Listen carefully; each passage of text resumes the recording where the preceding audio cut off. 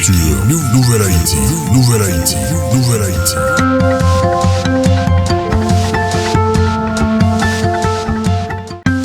Invité de ce journal depuis Montréal, où on est au cœur de la nuit, Frédéric Boiron. Bonjour, merci d'être avec nous sur France 24. Vous êtes sociologue haïtien et canadien, vous êtes également auteur. On vient d'écouter Mélanie Joly. Quelle est votre réaction à ce qu'elle a dit à Anthony Blinken? Je crois que nous sommes devant un fait accompli. Le Canada va assumer le leadership d'une intervention en Haïti. La présence d'Anthony Blinken au Canada au cours des 48 dernières heures fait partie d'une stratégie de communication parce que cette histoire de la problématique de la crise en Haïti n'avait pas pris de place dans l'actualité au Canada. Il y a eu au Québec en particulier des élections, il y a eu aussi les funérailles de la reine qui ont pris énormément de place, l'inflation et tout. Donc maintenant, le moment est venu d'inscrire ça dans l'actualité. C'est ce qui explique la présence d'Anthony Blinken. Mais en ce qui a trait à la décision du Canada de prendre le leadership autour de cette affaire, pour moi, c'est réglé. Quel est le rôle du Canada dans la crise haïtienne, Frédéric Boiron? En fait, le Canada a toujours été présent dans l'aide qui est apportée à Haïti. C'est un des pays qui dépense le plus d'argent en Haïti. Maintenant, ce qui s'est passé dans cette crise, c'est qu'après la mort de Jovenel Moïse, je crois qu'à partir de ce moment-là, la question de prendre Haïti en charge était confirmée. Et les différents ministres, il y en a eu deux, Marc Garneau et Mélanie Joly qu'on vient d'entendre, se sont donné un ensemble de rencontres qui ont été faites avec Ariel Henry pour lui donner une certaine légitimité.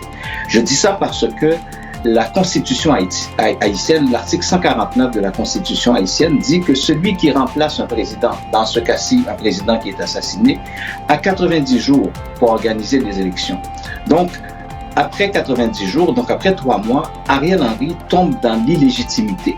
Or, le Canada a continué à travailler avec Ariel Henry, à l'inviter à différentes réunions pour lui donner cette légitimité, pour qu'en fait, la demande qu'il a faite de déposer une requête pour une intervention en Haïti, pour essayer de donner une valeur à cette demande-là. Or, la demande n'est pas recevable. Et quand vous dites que l'affaire semble réglée, que finalement le Canada prendra, comme le demandent les États-Unis, le leadership de cette mission, alors qu'on entend des voix en Haïti pour dire qu'elles n'en veulent pas, qu'est-ce que cela signifie et surtout vers quoi va-t-on? D'abord, les voix en Haïti n'ont jamais été prises en considération. Rappelez-vous qu'en 2010, lorsque les Haïtiens ont voté, la communauté internationale, le Canada en tête, avait décidé de demander à l'OEA de changer les résultats des élections pour mettre en place le gouvernement de Michel Martelly.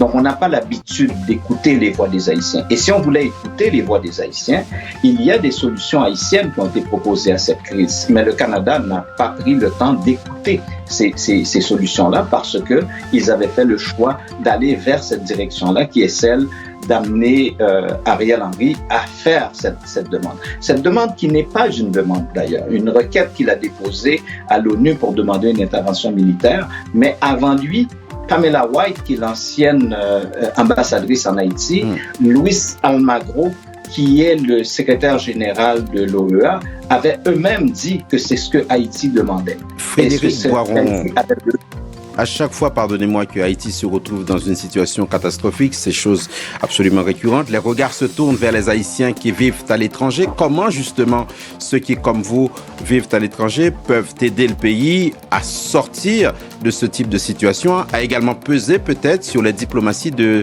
leur pays d'accueil? Je crois que la diaspora haïtienne au Canada a énormément de prise sur le politique au Canada. Donc, il y a une communauté qui est bien établie, il y a des gens qui sont en politique active, il y a des activistes qui sont entendus, qui sont écoutés.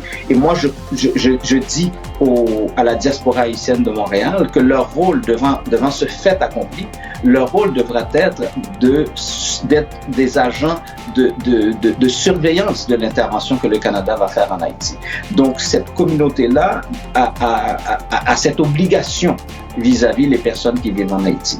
Donc, je crois que la communauté haïtienne du Québec, de Montréal, va assumer cette responsabilité. Merci beaucoup, Frédéric Boiron, d'avoir accepté de répondre aux questions de France 24, sociologue, haïtien et canadien.